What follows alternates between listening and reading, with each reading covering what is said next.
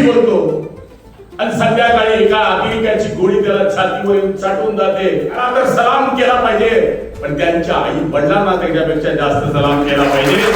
वीर जवानांना नमन करून मी स्वतःला या ठिकाणी भाग्यशाली समजतो की माझ्या सहकारी सगळ्या आमदारांनी मदत केल्यामुळे, सगळ्या मंत्री महोदयांनी मदत केल्यामुळे आणि जिल्हाधिकाऱ्यांच्या सहकार्यामुळे महाराष्ट्रात जो उपक्रम कधी राबवला गेला नाही तो जळगाव जिल्ह्यामध्ये राबवला गेला. त्याबद्दल मी त्यांचे सगळ्यांचे आभार मानतो. कामं आयुष्यामध्ये बरीच होतात, पण काही कामं ही जीवनाच्या आठवणी घेऊन जातात. ही स्मारक नाही आहे. ही स्मारक म्हणजे त्या गावाची देवालय आहे आणि त्या देवालयामध्ये अशा देवाला आपण ठेवणार आहोत की ज्यांनी सीमेची तटबंदी ठेवली, स्वतःचा प्राण गमावला, पण आपला तिरंगा खाली जाऊ दिला नाही. या माध्यमातून एक सुंदर उपक्रम या ठिकाणी मिळतो. आज मला आठवतं की ज्यावेळेस किशोरप्पा आणि आमची सभागृहामध्ये जिल्हा नियोजनाची बैठक सुरू होती त्यावेळेस त्यांनी हा विषय मांडला आणि सगळ्या आमदारांनी या ठिकाणी त्यांच्या येणाऱ्या पैशांमधनं, निधीमधनं, जिल्हा नियोजनमधून आमच्या मतदारसंघामध्ये आपण हे करा. पण हा विषय आम्ही आदरणीय कलेक्टर महोदयांकडे मांडला, त्यांनी मान्यता दिली. आम्ही शंभू भाऊंना सांगितले की तुमची मदत आम्हाला लागेल. अशोक भाऊंना सांगितलं आम्हाला आर्किटेक्ट चांगला मिळवून द्या आणि त्यांच्या माध्यमातून आज हे काम या ठिकाणी होत आहे. हा उपक्रम म्हणजे हे स्मारक ज्यावेळेस बांधलं जाईल तेव्हा त्यांच्या आई वडिलांना त्याचं निश्चितपणाने मनाला दुःखच असेल पण आनंदही होईल. पण त्यांच्या पिढीला आणि गावातल्या नागरिकांच्या पिढीला हे लक्षात येईल की हा होता कोण होता हा व्यक्ती. तेव्हा त्याच्या लक्षामध्ये येईल की छातड्यावर गोळ्या घेऊन ज्यांनी आपल्या देशाचा करता आपला जीव गमावला असा हा व्यक्ती होता. हे कायम स्मरणात राहावं, हे कायम स्मरणात राहावं. मला आठवतं यश देशमुख, मी त्याच्या अंत्यविधीला होतो. वयाच्या 21व्या वर्षी, ज्या वयामध्ये माणूस कॉलेजमध्ये जातो, आयुष्याची चयन करतो, त्या वयामध्ये तो सीमेवर गेला. विचार करा, आपल्या मुलाला, ज्या मुलाला आई वडील पोटाला चिमटा घेऊन स्वतःचे दुःख विसरून त्याला आनंदात ठेवण्याचा प्रयत्न करतात, तो पोटाचा तुकडा ज्यावेळेस सीमेवर जातो आणि जात असताना सकाळी आईशी बोलतो, दुपारी बापाशी बोलतो आणि संध्याकाळी एका अतिरेक्याची गोळी त्याला छातीवर चाटून जाते आणि तो तिरंग्यामध्ये ज्यावेळेस आपल्या घरी येतो त्यावेळेसचा प्रसंग जर आपल्या लक्षामध्ये आला तर मला तरी असं वाटतं त्याला तर सलाम केला पाहिजे, पण त्यांच्या आई वडिलांना त्याच्यापेक्षा जास्त सलाम केला पाहिजे. त्यांनी अशा सुपुत्राला जन्म दिला. आज आमच्यासारख्या पुढाऱ्याला म्हणा, अधिकाऱ्याला म्हणा, जो सन्मान समाजात नाही, तो समाजात मधला सन्मान सगळ्यात मोठा कोणाला असेल तर तो माजी सैनिकाला आहे, सैनिकाला आहे. गावामधला एखादा सैनिक ज्यावेळेस सुट्टीवर येतो त्यावेळेस पूर्ण गाव त्याच्याकरता जमा होतं. ही साधी गोष्ट नाहीये. जाई ज्याच्या वंशी कळी त्याला, ज्याच्या घरामध्ये होतं त्यालाच हे कळतं. तिरंगे में लिपटा मेरा बेटा जब आखिरी बार घर आया था. तिरंगे में लिपटा मेरा बेटा जब आखिरी बार घर आया था. आंख मां की रोई, आंख मां की रो रही थी, मगर सिर गर्व से ऊंचा हो रहा था.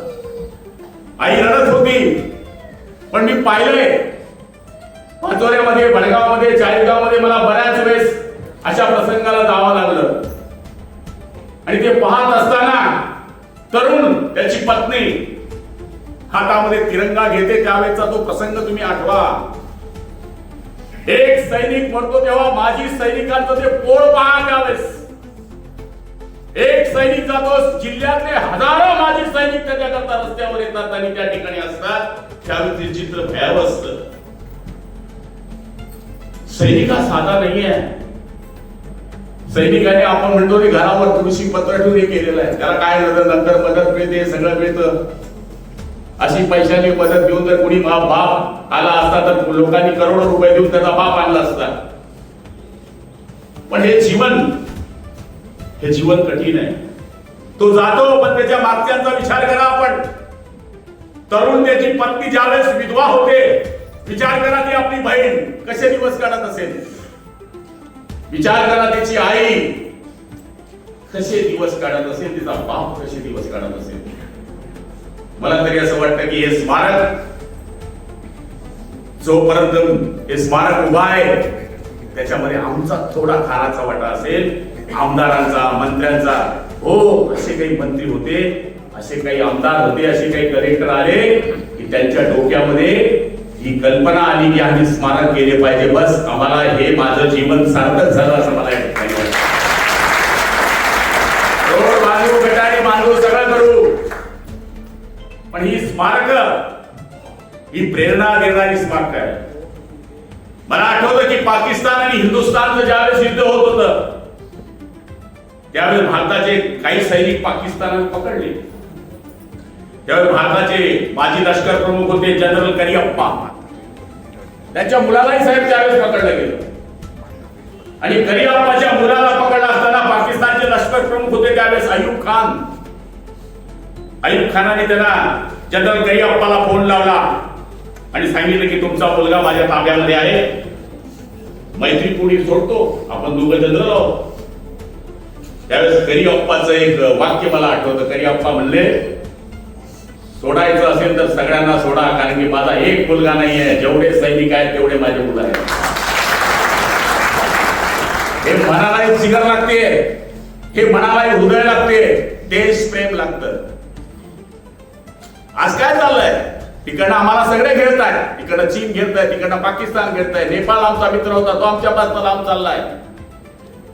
पाकिस्तान म्हणतोय इकडनं बॉम्ब आहे, तो म्हणतो आमचा बॉम्ब आहे. बॉम्बची परिस्थिती आज सगळीकडे उठली आहे. आप्पा सांगायचे की जेव्हा मी गावात जायचो तेव्हा ती आजी मला नेहमी सांगायची, अरे हो मला मरता मरता तरी कर शिकारे स्मारक. आप्पा आम्ही केलं, आमदारांनी आम्ही सगळ्यांनी केलं, पण कल्पना सुचणे ही मोठी गोष्ट असते. आज तुमचं सगळ्यांनी कौतुक केलं पाहिजे, कारण की काही काही गोष्टी आम्हालाही समजत नाही किंवा अधिकाऱ्यालाही समजत नाही. एखादी गोष्ट छोटा माणूस सांगून झाला जातो, एखाद्या गावातला शेतकरी काही गोष्ट अशी सांगून देतो. आमचे जीएसबीचे लोक येतात की इथं बोर करा म्हणते, पण म्हातारा माणूस सांगतो एक तडे ते मुंबईला झाडते तर बाजूला खरतू तडे पाणी लागते. काही माणसाच्या कल्पना अशा असतात, तशा या डीपीडीसी मध्ये कल्पना आल्या आणि तुम्ही एका मिनिटात कबूल केलं. मी निमित्त मात्र आहे. कदाचित जिल्हा नियोजन समितीमध्ये तुम्ही याला नाकारला असतं तर मी काहीच करू शकलो नसतो. त्यामुळे ही कल्पना येणे आणि ती सगळ्यांनी स्वीकारणे, आज सैनिकालाही गर्व झाला असेल. हे महाराष्ट्राला स्वीकारावं लागेल. हे आता महाराष्ट्राला हे स्वीकारावं लागेल की होय, जळगाव जिल्ह्याने जे केलं हे आम्ही प्रत्येक जिल्ह्यात करू. हे करावं लागेल, कारण की आपण जळगाव जिल्ह्यामध्ये वेगळ्या वेगळ्या गोष्टी जिल्हा नियोजन मधून केल्या. शाळेला वॉल कंपाऊंड देण्याची पहिली कल्पना आपल्या जिल्ह्यानं स्वीकारली. त्याच्यामध्ये जिल्हा नियोजनचे पैसे, त्याच्यामध्ये मनरेगाचे पैसे, त्याच्यामध्ये 15 वित्त आयोगाचे पैसे आपण वॉल कंपाऊंड करू शकतो शाळेंना. ही कल्पना अजितदादांनी सुद्धा सांगितलं की यास चांगलं काम आहे. आपण राज्यामध्ये 5 वेळेस सगळे पैसे खर्च करण्यामध्ये नंबर 1 आलो. म्हणजे आपण फक्त या गोष्टींमध्येच पुढे गेलो असं नाहीये. आता आपण पूर्ण शाळा मला वाटते सोदराईज करतोय. जळगाव जिल्ह्यामध्ये अशी एकही जिल्हा मराठी शाळा राहणार नाही की जिला आम्ही सोलराईज केलं नाही म्हणजे लाईट बिल सगळ्या शाळेला बसवणार. माझी किशोरप्पा आणि राजूबाबांच्या सूचनेवरून माझी कलेक्टर साहेबांना सुद्धा विनंती वजा सूचना आहे, असा सीओ जर ऐकत नसेल की जो GR पारित झाला आहे आणि सैनिकांकडून जर तो पैसे वसूल करत असेल तर त्याच्याकडे आपलं लक्ष देण्याची 100% गरज आहे असं मला या ठिकाणी वाटतं. आणि आपण ते कराल कारण की आपलीही काम करण्याची धमक, आपलंही काम करण्याचा असणारा समन्वय, ना तुम्ही जिल्हाधिकारी आहे ना आम्ही मंत्री आहे ना आम्ही आमदार आहोत, असं परिवारासारखं नातं आपलं काय कोणत्याही कामामध्ये असतं. आणि मला खात्री आहे की आम्ही हे करत असताना हे स्मारक उभे राहतील, इथे लाईब्ररी येईल, पण सीओ मॅडमांना सांगून अशी सूचना द्यावी लागेल की ग्रामपंचायतीने याची देखभाल दुरुस्तीची 100% हमी घ्यावी, हे सांगावंच लागेल. ज्याप्रमाणे ग्रामपंचायतमध्ये शिपाई असतो, तो गावामध्ये ग्रामपंचायत झाडझूड करतो, तिथे स्वच्छता ठेवतो, तसा तिथल्या ग्रामपंचायतीने हे जर स्वीकारलं तर आपण हे करू. उद्या तिथे लाईट बिलचा विषय, लाईटाचा विषय, पंखा कसा आहे त्याचा विषय, ते पण आपण सोलराईज करून टाकू. सगळेचे सगळे स्मारक सोलराईज करून टाकू, जेणेकरून तिथे लाईट बिल पण येणार नाही. आणि असं काही असेल की यांना दरवर्षी दुरुस्ती काही करावी लागली, काही नवीन करावं लागलं तर आपण आपल्या जिल्हा नियोजन समितीमधून त्याच्याकरता पैसे देऊ शकतो, एवढी सुद्धा आम्ही आपल्याला या ठिकाणी खात्री देतो. हे नुसतं आज बांधलं आणि उद्या गेलं आणि झालं असं नाही. गावातला कोणी एखादा लांबचा पाहुणा आला तर तो घुसताना जसा हनुमाना मंदिराचा पाया पडतो तसा घुसताना त्याला माझ्या वीर जवानाच्या सुद्धा स्मृतीकडे पाहिलं पाहिजे. तो आनंद आम्हाला या ठिकाणी होणार आहे. आता मला तरी असं वाटतं की हा सुंदर असा कार्यक्रम होत असताना आपण सगळेजण सकाळपासून आलेले होतात, मी पण आलेलो होतो, पण आज तुम्हाला माहिती आहे या कार्यक्रमाबरोबर आदिवासी दिवस जो या ठिकाणी मनवला जातोय तो पूर्ण देशभरामध्ये जगभरामध्ये मनवला जातोय. त्यामुळे थोडा उशीर झाला, त्याबद्दल आपल्या सगळ्यांची माफी मागतो. आणि मी आपल्याला एकच सांगणार आहे की ह्या बलिदानाची परतफेड आम्ही आता कधीच करू शकणार नाही, पण तुमच्या वीरांच्या दिलेल्या या बलिदानाचं आणि शौर्याचं कायम स्मरणात राहील असं स्मारक करण्याचा आम्ही हा छोटासा प्रयत्न केलेला आहे. मी पुनश्च आपल्या सगळ्यांच्या वतीनं वीर मातेचं, वीर पत्नीचं आणि त्यांच्या आई वडिलांचं नतमस्तक होऊन स्मरण करतो आणि त्यांना या ठिकाणी खात्री देतो की आम्ही पदावर असू किंवा नसू, पण कधीही तुम्हाला आमच्या परीनं होणारं जे काम आहे ते जर आपल्याला वाटलं की तुम्ही आमची मदत पाहिजे आहे तर 100% सर्व कामं सारून पहिलं प्राधान्य हे सैनिकाला असेल, एवढी खात्री आम्ही आपल्याला या ठिकाणी देतो आणि आपल्या सगळ्यांची रजा घेतो. जय हिंद, जय महाराष्ट्र.